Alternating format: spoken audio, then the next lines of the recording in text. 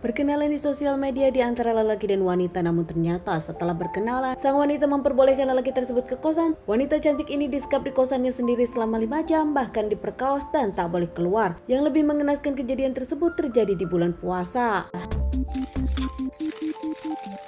Kejadian kisah nyata yang aku ceritakan kali ini terjadi di Palopo, Sulawesi.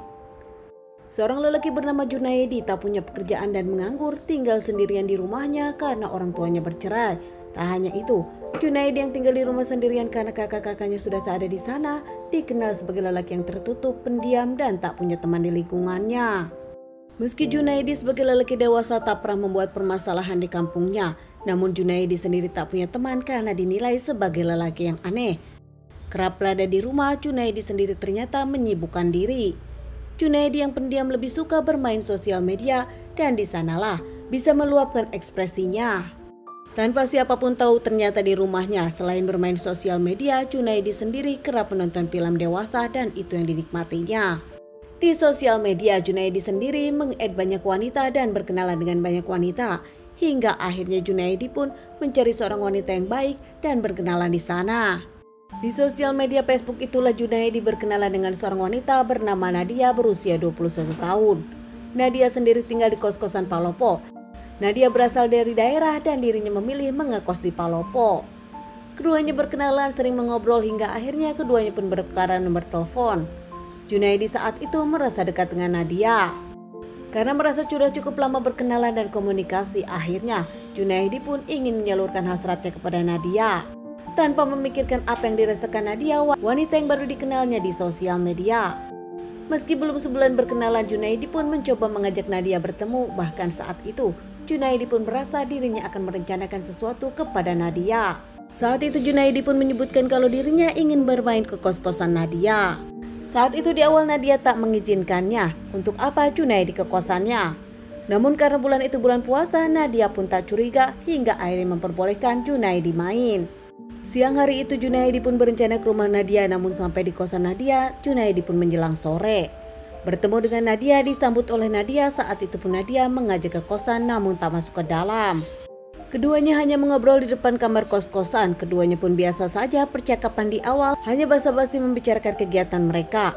Namun lama-lama Junaidi pun nampak memegang tangan Nadia. Meski Nadia kaget, Nadia pun hanya bisa terdiam. Saat itu tak lama Junaidi mengajak Nadia ke kamarnya. Tak berpikir apapun, Nadia mau-mau saja. Tak lama Junaidi pun mengajak Nadia berhubungan, namun saat itu Nadia menolak. Mengingat mereka baru saja kenal dan Nadia pun tengah berpuasa. Junaidi memaksa Nadia hingga tak bisa berbuat apa-apa. Junaidi saat itu memperkaos Nadia. Nadia yang tak bisa menawan hanya bisa pasrah meski melakukannya hingga selesai. Namun saat itu Junaidi malah mengunci kamar Nadia dan tak memperbolehkan Nadia keluar. Di dalam kos-kosannya sendiri Nadia ditahan selama 5 jam, bahkan Nadia diperkaos selama 5 kali.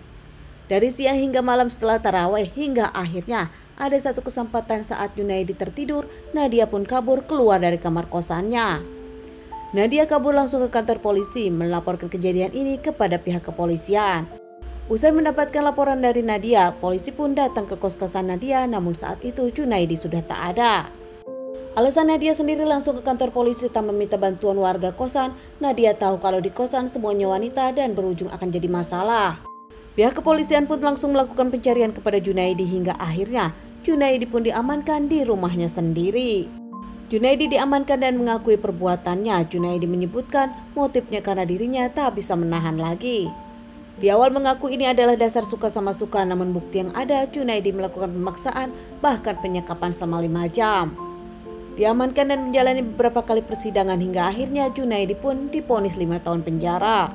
Keluarga Junaidi dan para tetangga pun kaget. Junaidi yang dikenal pendiam bahkan tak pernah ada masalah, tiba-tiba rumahnya kedatangan pihak kepolisian dan ketahuan kalau Junaidi melakukan tindakan tak senonoh kepada wanita yang baru kenalnya di sosial media. Nadia sendiri diperkaos di kamar kosannya sendiri oleh Junaidi yang dikenalnya baru 1 bulan. Nadia pun merasa trauma dan tak ingin lagi berkenalan dengan lelaki di sosial media. Memberi wejangan kepada orang lain dan melaporkan kejadian ini, Nadia pun meminta wanita-wanita muda untuk tak begitu percaya dengan lelaki yang dikenalnya lewat sosial media. Teman-teman, sekian dulu bahasan kasus yang aku bawakan kali ini. Semoga ini bisa dijadikan pelajaran untuk kita dan ditunggu bahasan kasus-kasus selanjutnya.